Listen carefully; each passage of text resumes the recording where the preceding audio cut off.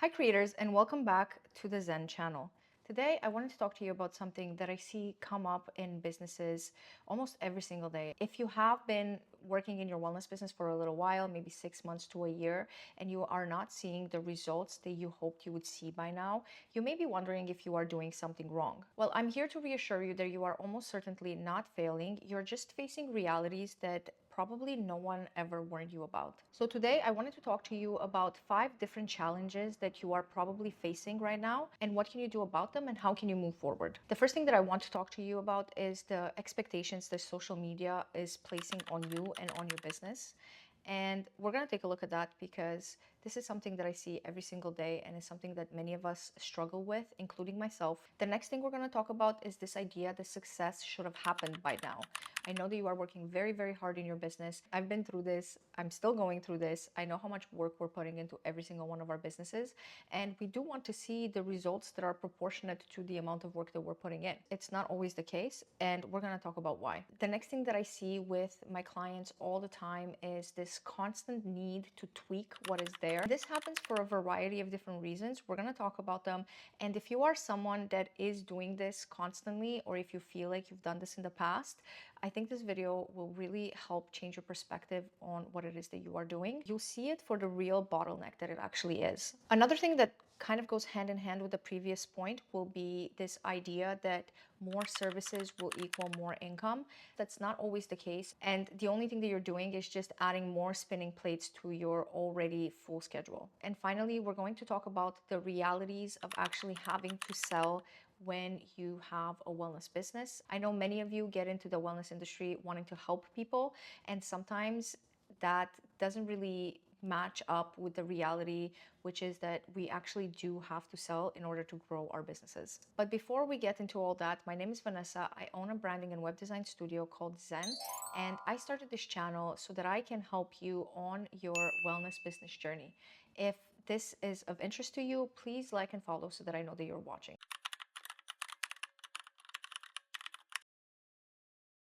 The first thing that I wanted to talk to you about is this social media reality. We live in a world where we are constantly scrolling, we're constantly seeing other people create businesses, create success, and we're bombarded with it every single day. So you can be the most zen person out there. You can have a really good idea of who you are as a person and what you bring to the table. But when you are starting a business, when you look online and you see other people that have had these overnight successes or they've created so much success in a very short little time, it's very hard for us not to compare ourselves to those other people. This is something that I see with myself. I've seen it with my clients. And what I want you to understand is that not everything that you see on social media is as real as it seems. Especially as you are starting to build a business, this is a really easy trap to fall into because there are a lot of course creators out there, for example, that will sell you a course on how to start a business because they're taking advantage of the fact that you don't know. They make these pretty packages and they tell you how many people they've helped and they tell you how many millions they've made. And if only you bought their course, then you will be one of those people that will also be making millions.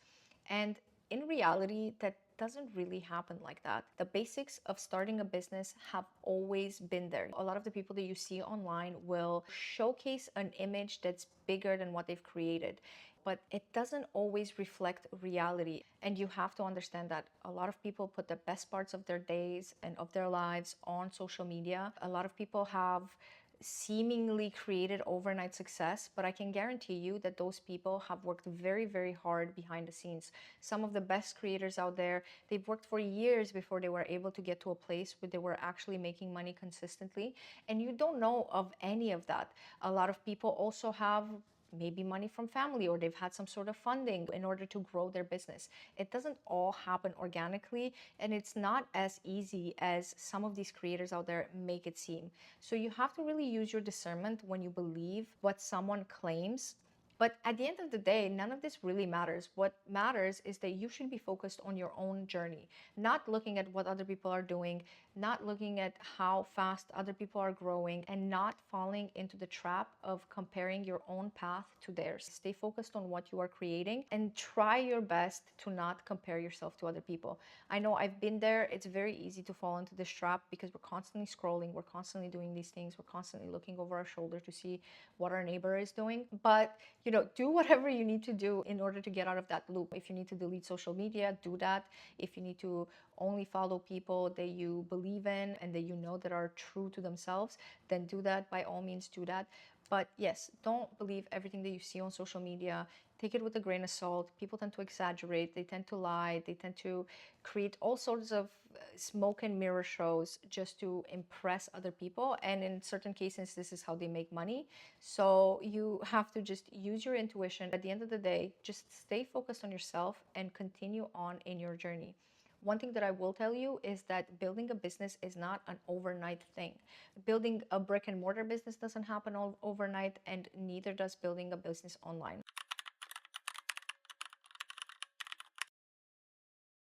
This really feeds into the next point that I want to make, this idea that things should happen faster than they are actually happening. I know that when we start a business, we're very excited. We're putting our all into our business. We're working hard. We're doing all of these different things.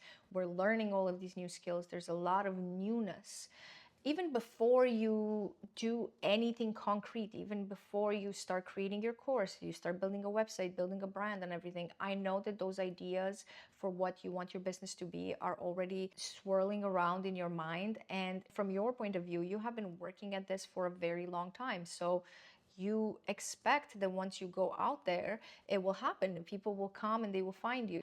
But in reality, and I know this from my own business, in reality, it won't happen like that. It really depends of when you start your business. It depends of the market that you start your business in. All of these different factors really do influence the success that you're going to see and how fast you're going to see that success. For example, in our case, we started our business in the summer of 2020. So in a way, we really were at the right place at the right time because a lot of people were working from home. A lot of people were getting laid off at the time, or they had a little less work to do, so they were thinking about creating their own businesses. A lot of women had some free time to reflect on what they wanted from life, and a lot of them came to the conclusion that they've had these gifts, or they've wanted to help people, and they really wanted to take the leap and do that. Now that the time was there, it all felt right. And so we were able to grow really fast within those first 2 years because the demand was there. But then come early 2024, it really did start slowing down for a little while, just because people started going back to work. People had already tried for a little while and they thought that maybe it's not working. So, they gave up, they went back to work. The demands of the real world just kind of came back, and we saw a big shift in how booked we got, almost overnight. Almost overnight, we went from being fully booked to being a lot more quiet in our studio. And at first, of course, I was scared. I was wondering what was happening, if we had to pivot, if we had to do this, that, or the other. But you have to understand that when you are building your business, there will be these up and downs. It's not going to be a linear journey.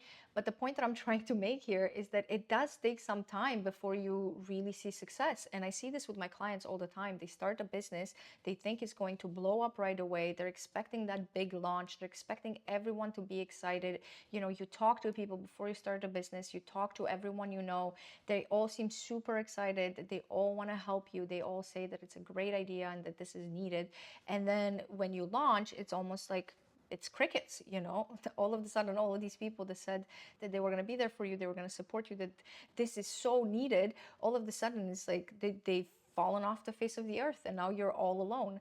And in your mind, it might feel like, what just happened? Like, I thought that I had all this interest, I thought that everybody would love what I have to offer, and now it's not happening. But the reality is that you need to be okay with growing your business slowly. This is something that I really wish more women in wellness understood. I know that especially if this is your only source of income, if you're just kind of pivoting into this and you've left your job and you're hoping to make this your full-time work, it won't happen right off the bat. This is why I suggest building it slowly. And usually this is the path that people take. They work with the studio. That's a really good way to get your foot in the door. They work with a wellness center, or they just start by throwing events in their city and just kind of getting a feel for how they can turn this into a real business. But if you are hoping to just launch a website, open your Instagram page, and think that you'll be booked right away, well, it's not going to happen. And that doesn't mean that people don't want your service, or that doesn't mean that you're doing something wrong.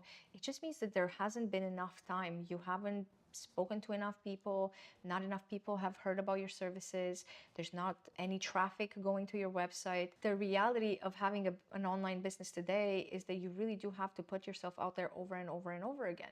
One of the ways that you do that is by creating a lot of content, right? Whether that be through blogs, through video, whatever medium you choose. And if you don't want to create content, well, then you can go the ads route. If you have a little bit of money saved up, if you have some funding that you can put towards this.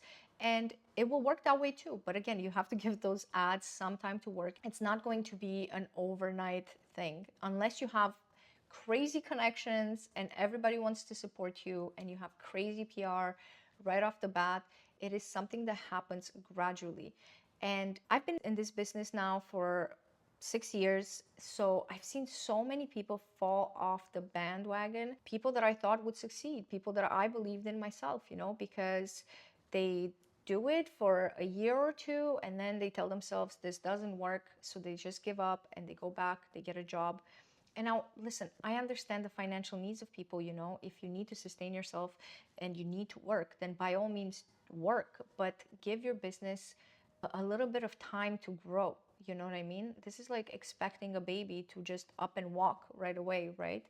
Your business is just the same. If you invest in it, if you invest your time and energy into it, if you give it space to grow, if you treat it with love and respect and kindness, it will grow to be something that is very successful.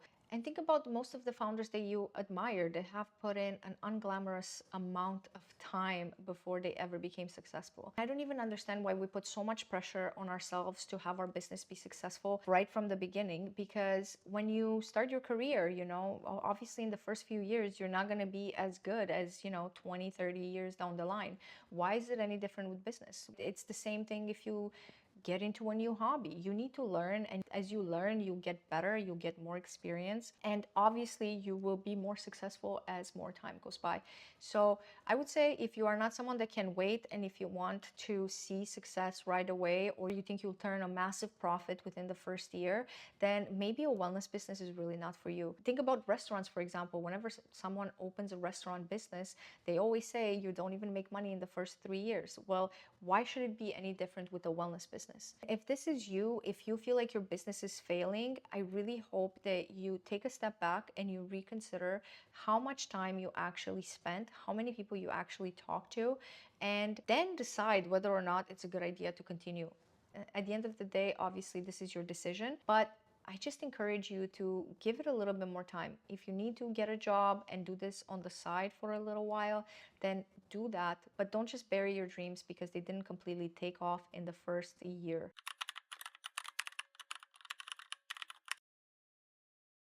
The next thing that I want to talk about, and I see this with my clients all the time, but it's this constant need to tweak what you have. And listen, I understand the cycle. You launch something, you put 2 to 3 weeks of effort to market the product or service, and you see no sales, and you turn around and you blame the colors, you blame the messaging, you blame the branding, and you blame your website. Well, I'm here to tell you that this feels productive. It feels productive, but it's actually just keeping you stuck. This constant need to tweak what you have is not getting you anywhere. I think it's one of the biggest bottlenecks that I see with new founders. I don't know if women do it more than men. I feel like we really want to be perfect. We want everything to be perfect. We want the copy to sound good and just the right language. We want the website to be exactly how we envision. We get a new idea and we want to add in that message. We get a larger vision and we want to retweak the a whole entire website copy because of this new idea, or you simply just want to pivot because you think that what you did is not working. Well, I'm here to tell you this is just the biggest bottleneck that I see in new businesses. It's almost like we want something to be wrong because if something is wrong, then that's the reason why we haven't made any sales, for example. But what you'll notice is that even after you tweak the website, you tweak the copy, you change your Instagram, you do all of these things and you relaunch, you'll notice that you go into the same pattern. And I think that the problem is not your website, it's not your copy, it's not your logo. The problem is that short window in which you actually tried to sell and promote your product or service. That is a very, very short window. Most people do not sell for long enough and they make the decision that it's something else that's not working when actually the root cause is the fact that you are avoiding selling. You are avoiding promoting your product. If you're trying to tell the difference between something that hasn't worked after real effort versus something that you abandoned too early, it's the effort that you put in. It's also taking a look at how many people you actually talk to about this offer or service. How many no's did you get? Because if you have talked to 100 people and 100 of them say no to your offer, then it's probably the offer. But if you haven't even talked to 100 people, you've only talked to 5 or 6 or 10 of your friends, then I'm sorry to tell you, you just haven't marketed that service enough. You need a bigger audience, you need more insight into whether or not people will actually like the service, whether or not they will buy the service. Only then you can make an informed decision on whether or not there is a bottleneck in the customer journey that needs tweaking. Before that, don't even think about tweaking anything. Wait for those 100, 200 conversations before you make a decision. This type of thing feels productive, but it really, really isn't. You get stuck in this loop of constantly tweaking, constantly adjusting, constantly pivoting, and you really don't get anywhere. And then a year down the line, you're asking yourself, why haven't I seen any success? It's because 80% of your time you spent tweaking your website and only 20% you spent talking about your service to the wider public.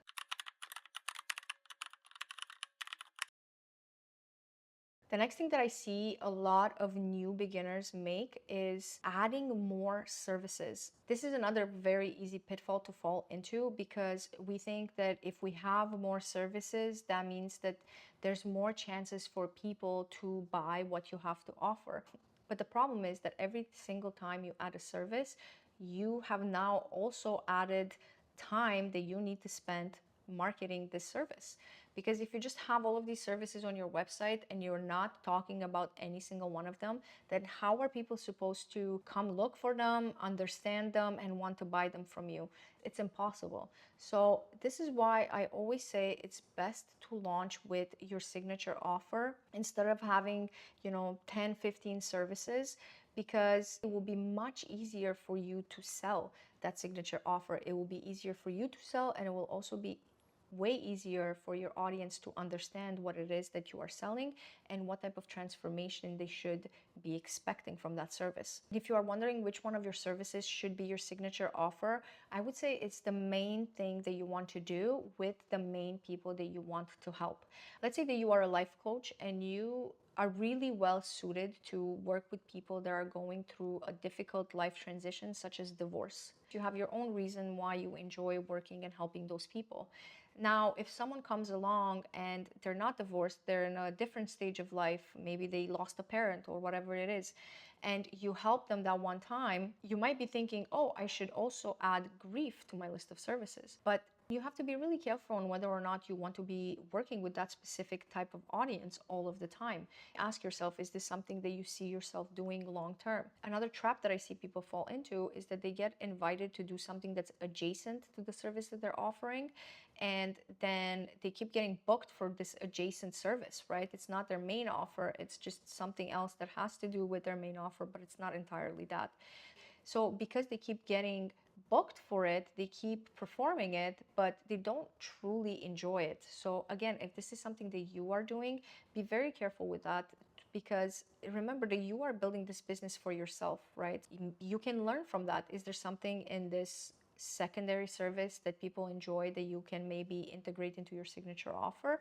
Ask yourself that and make the tweaks necessary, but don't get stuck doing something that you don't actually love. And then when it comes to a signature offer, I always say it's the main thing when you wake up in the morning and as you go through your day is the one thing that you could do over and over and over again.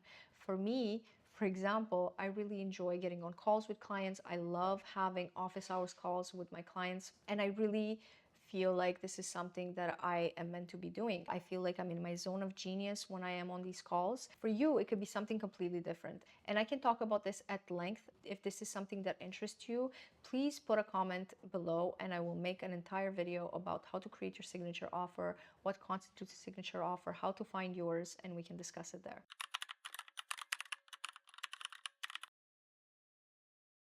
The last thing that I want to talk about, and I see this come up all the time, especially in the wellness industry, is the fact that a lot of you girls don't want to sell.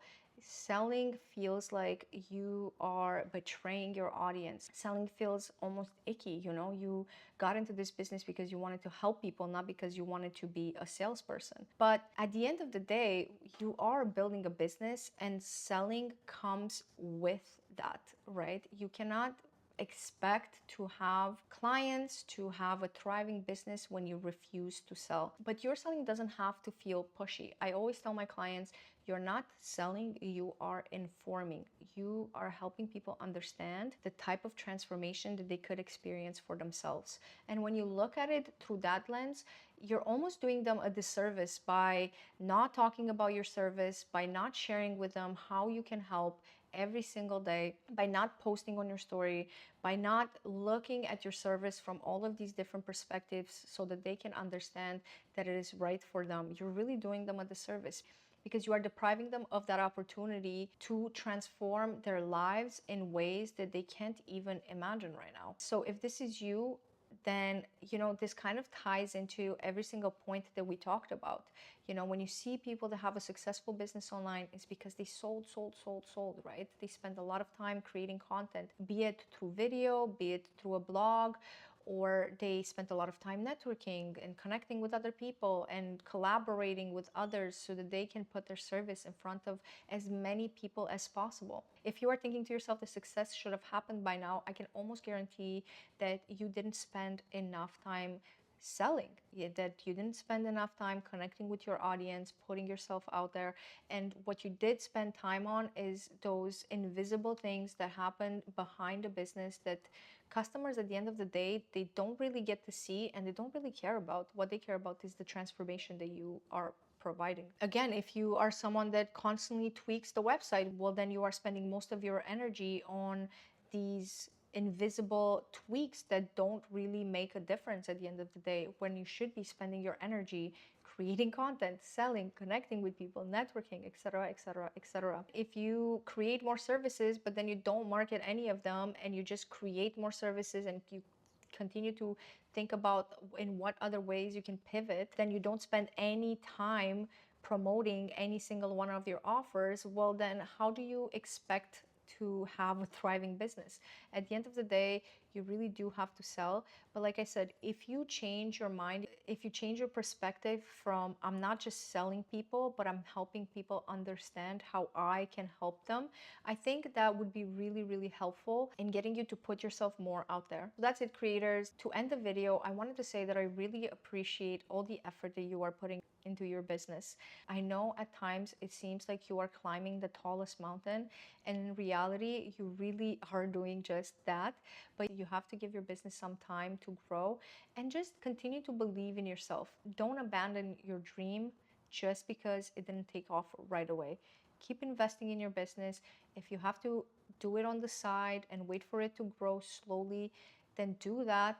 but continue to believe in yourself and in your ability to help others. I really hope that this video was helpful. I hope you got something out of it, and I really hope that maybe it found you at the right time. If you were considering closing down your business, thinking that it doesn't work, maybe take a look at these 5 things and see how many of them you have been doing yourself, and try to fix them before you quit. Give your business another shot.